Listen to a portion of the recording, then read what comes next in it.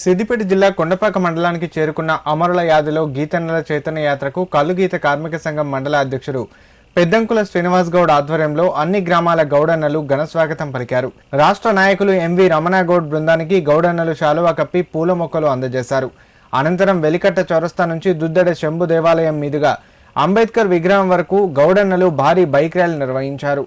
ఈ సందర్భంగా ఎంవి రమణగౌడ్ మాట్లాడుతూ మానుకోట నుంచి ప్రారంభమైన గీతన్నల చైతన్య యాత్ర నేటితో 10వ రోజుకు కొండపాక మండలానికి చేరుకుందని తెలిపారు. ఈ నెల 18వ తేదీ వరకు యాత్ర కొనసాగించి హైదరాబాద్ ట్యాంక్ బండ్కు చేరుకొని సర్దార్ సర్వాయి పాపన్న గౌడ్ జయంతి ఉత్సవాలు నిర్వహిస్తామని వెల్లడించారు. ప్రతి గౌడన్నకు కాటమయ్య కిట్లు తప్పనిసరిగా అందించాలని, 40 సంవత్సరాలు నిండిన ప్రతి గీతా కార్మికుడికి పెన్షన్ అందేలా ప్రభుత్వం చర్యలు తీసుకోవాలని డిమాండ్ చేశారు. ప్రమాదంలో మృతి చెందిన గీతా కార్మికుల కుటుంబాలకు నెలలోపు 10 లక్షల ఎక్స్గ్రేషియా అందించాలని ప్రభుత్వాన్ని కోరారు. గౌడన్నలకు కొత్తగా గొంతమ్మ కోరికలు లేవని, కాంగ్రెస్ ప్రభుత్వం ఎన్నికల మేనిఫెస్టోలో ఇచ్చిన హామీలను వెంటనే అమలు చేసి గీతన్నల హక్కులను నెరవేర్చాలని రమణ గౌడ్ డిమాండ్ చేశారు. ఈ కార్యక్రమంలో రాష్ట్ర ప్రధాన కార్యదర్శి బెల్లంకొండ వెంకటేశ్వర్లు, రాష్ట్ర కార్యవర్గ సభ్యులు, మండలంలోని అన్ని గ్రామాల గౌడ సంఘాల నాయకులు, సభ్యులు పాల్గొన్నారు. గీతన్నల చైతన్య యాత్ర కార్యక్రమాన్ని నిర్వహిస్తా ఉన్నాం. ఈ బస్సు యాత్ర ఆగస్టు 2న మహబూబాబాద్లో ప్రారంభమై అన్ని జిల్లాలు తిరుగుతూ 18వ తేదీన హైదరాబాద్ నడిఒడ్డునున్నటువంటి ట్యాంక్ బండ్కు చేరుకుంటుంది. 10వ రోజు ఈరోజు కొండపాక చేరుకోవడం జరిగింది.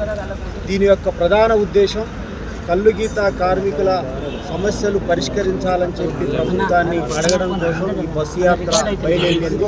ప్రధానంగా కాంగ్రెస్ పార్టీ ఎన్నికల ప్రణాళికలో గీతా కార్మికులకు ఇచ్చినటువంటి హామీలను అమలు చేయాలని చెప్పి డిమాండ్ చేస్తూ ఈ యాత్ర సాగుతుంది.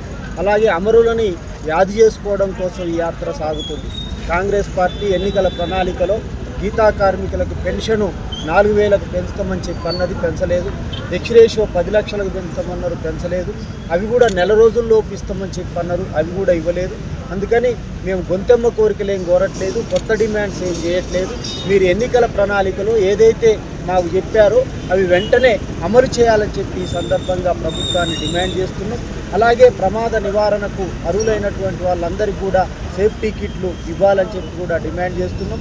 పాపన్న జయంతిని అధికారికంగా నిర్వహిస్తున్నారు. మా పోరాటం వల్లనే 18వ తారీఖు వారి యొక్క జయంతి. పాపన్న జయంతి రోజున ట్యాంక్ బండ్ పైన విగ్రహం పెట్టాలని చెప్పి సందర్భంగా డిమాండ్ చేస్తున్నాం. ప్రభుత్వం గినక పెట్టకపోతే అదేవిధంగా మన కొండపాక మండలం నుంచి మన దుద్దెడ గ్రామానికి గీతా కార్మికులు చాలా బ్రహ్మాండంగా బ్రహ్మయాత్ర చేసి అన్నలకు స్వాగతం పలుకుతుంది. అదేవిధంగా హక్కుల కొరకు మా గీతా కార్మిక హక్కులు కాంగ్రెస్ ప్రభుత్వం ఏదైతే హామీలు ఇచ్చిందో ఆ హామీల మట్టుకే ఈమెని రమణన్న కోరుతుండు.